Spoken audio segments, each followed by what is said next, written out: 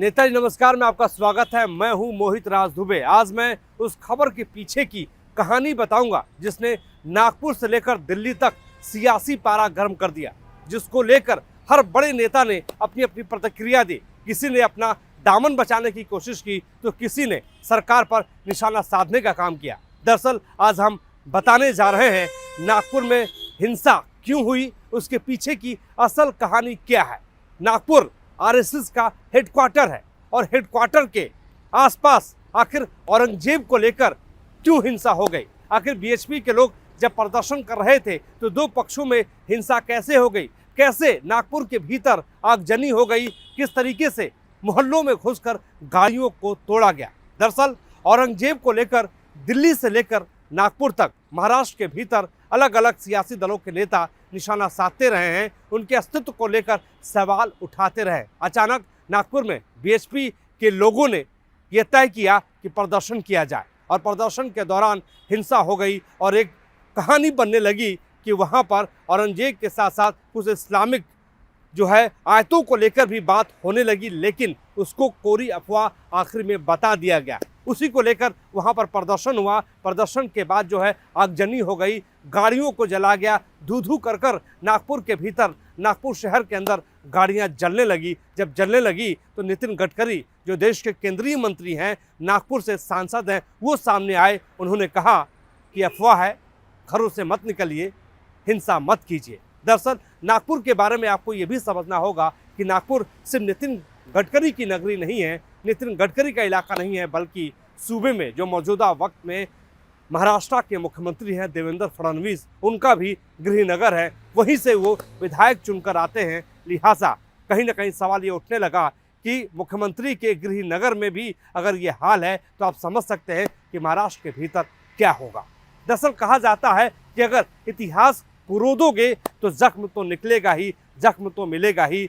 जिस तरीके से औरंगजेब को लेकर इतिहास करोदने की कोशिश की गई, उनके कब्र को हटाने की बात की जाने लगी, उसके बाद से ही सियासी पारा गर्म हो गया, तनाव बनने लगा। सरकार की पूरी कोशिश रही कि तनाव को कम किया जाए, लेकिन बीएचपी के प्रदर्शन के बाद वहाँ पे तनाव गर्म हो गया। नागपुर में हिंसा होती है और नागपुर में जब हिंसा होती है तो दिल्ली में संसद तक सियासी पारा गर्म हो जाता है। नागपुर में आगजनी के बाद नितिन गडकरी सबसे पहले तो आते हैं, लेकिन अगले दिन संसद के भीतर सवाल उठाना शुरू कर देते हैं विपक्षी दलों के नेता और ये कहने लगते हैं कि जब फडणवीस के इलाके में ये कुछ हो रहा है तो आप अंदाज़ा लगाइए कि औरंगजेब को लेकर सियासत किस रूप में, किस तरीके से महाराष्ट्र के भीतर चल रही है। सबसे पहले प्रतिक्रिया औरंगजेब को लेकर जब आगजनी वहाँ पर हुई तो दिल्ली में संसद भवन के भीतर राज्यसभा में deputy leader of opposition Pramod Tiwari ने दी और कहा कि फडणवीस के इलाके में जब कुछ ये हो रहा है तो अंदाज़ा लगाइए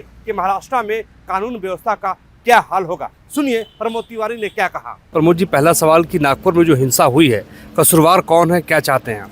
सीधे सीधे कसूरवार मैं भारतीय जनता पार्टी और उससे जुड़े संगठनों को मानता हूं, सरकार में बैठे जिम्मेदार लोगों को मानता हूं, जिन्होंने जानबूझकर इस हिंसा को भड़काया, फैलाया और अपने ही लोगों से, कुछ लोगों से बयानबाजी कराई। मैं तो इससे कहता हूँ हाई कोर्ट के एक सिटिंग जज से हाई कोर्ट की देखरेख में जांच हो जाए, मुख्यमंत्री और उनकी सरकार के चेहरे से नकाब हट जाएगा। लेकिन जो है औरंगजेब की मज़ार को लेके जो है सियासत शुरू हो चुकी है, इसको किस तरीके से आप देख रहे हैं आज के दौर में? सिर्फ उन समस्याओं से ध्यान हटाने के लिए जो चुनाव में बेईमानी की है, जिस तरह से वहाँ पे एक नंबर के कई पहचान पत्र मिले हैं, 48 लाख मतदाता बढ़ाए गए हैं, जो वायदे किए हैं पूरे नहीं कर पा रहे हैं, तो ये भारतीय जनता पार्टी की सोची समझी साजिश है। आप राज्यसभा में डेप्यूटी लीडर ऑफ अपोजिशन हैं, इस नागपुर के मसले को, नागपुर में जो हिंसा हुई उस मसले को उठाएंगे? निश्चित रूप से ये मामला उठेगा और मैं तो यही कहता हूँ, आपसे कहता हूँ कि इस पे हाई कोर्ट के सिटिंग जज से जांच होनी चाहिए और मुख्यमंत्री और उनकी सरकार के कारनामे की, उनके हाथ की कॉन्स्पिरेसी की खास तौर से जांच हुई। प्रमोद तिवारी के बाद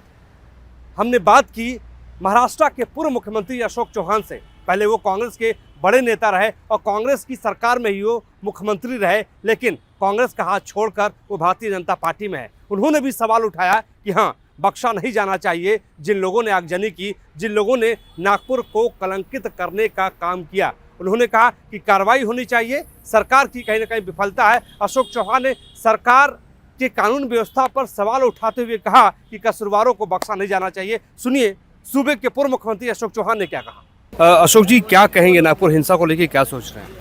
हिंसा तो तहकीकात होनी चाहिए। लोगों को हिरासत में लिया गया है, आम आदमी का नुकसान हुआ है, तो मैं समझता हूँ कि स्थिति अभी नॉर्मल हुई है, पुलिस ने कंट्रोल करके रखा है, पर ऐसी चीज़ें होना उचित नहीं है। जो लोग उसके लिए जिम्मेदार, उन पर कार्रवाई होनी चाहिए। आप महाराष्ट्र की राजनीति को समझते हैं, आप मुख्यमंत्री पूर्व रह चुके हैं। सवाल ये उठता है कि जो कहा जा रहा है कि मज़ार को लेके ये सियासत हो रही है, किस तरीके से देख रहे हैं आज के दौर में?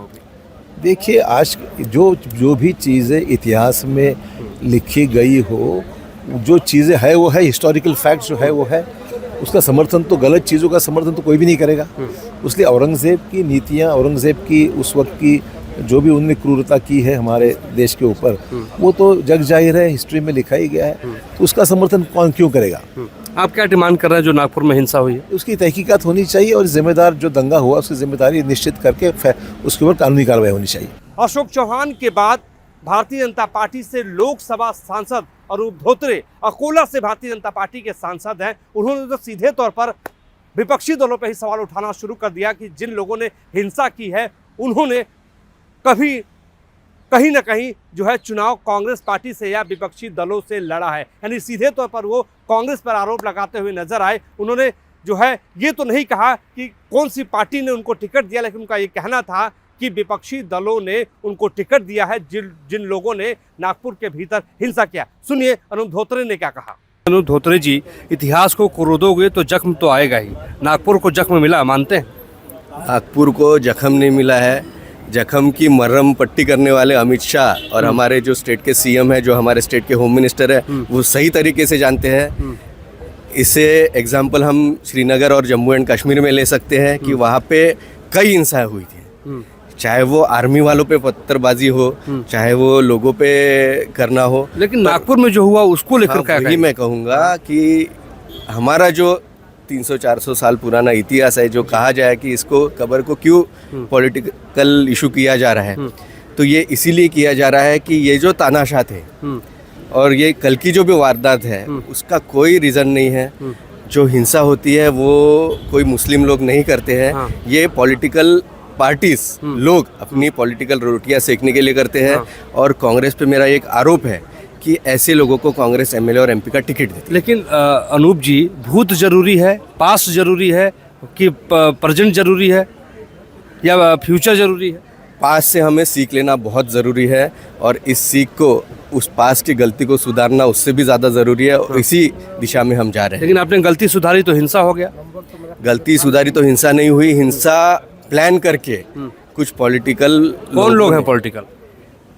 अभी तो ये वारदात का मैं नहीं बता सकता, पर इसके पहले जो हुई है उसमें कई ऐसे एग्जाम्पल है कि उन लोगों ने, मुख्यमंत्री का इलाका है वो, हाँ सीएम सर का इलाका है, हमारे नेता है वो, ऐसे कई एग्जाम्पल हुए हैं कि जिन लोगों ने दंगले किए उनको कांग्रेस ने एमएलए और एमपी का टिकट दिया है और वो आज पार्लियामेंट और विधानसभा में। अनूप धोत्रे के इस बयान के बाद प्रियंका चतुर्वेदी भड़क गई। प्रियंका चतुर्वेदी शिवसेना उद्धव ठाकरे की राज्यसभा सांसद हैं, बहुत मुखर रहती हैं। उन्होंने सीधे तौर पर फडणवीस पे आरोप लगा दिया, मौजूदा वक्त की सरकार पर आरोप लगा दिया और कह दिया कि हिंसा के पीछे तो यही लोग हैं। सुनिए प्रियंका चतुर्वेदी ने क्या कहा। प्रियंका जी, नागपुर में जो हिंसा हुई है, कसूरवार है कौन?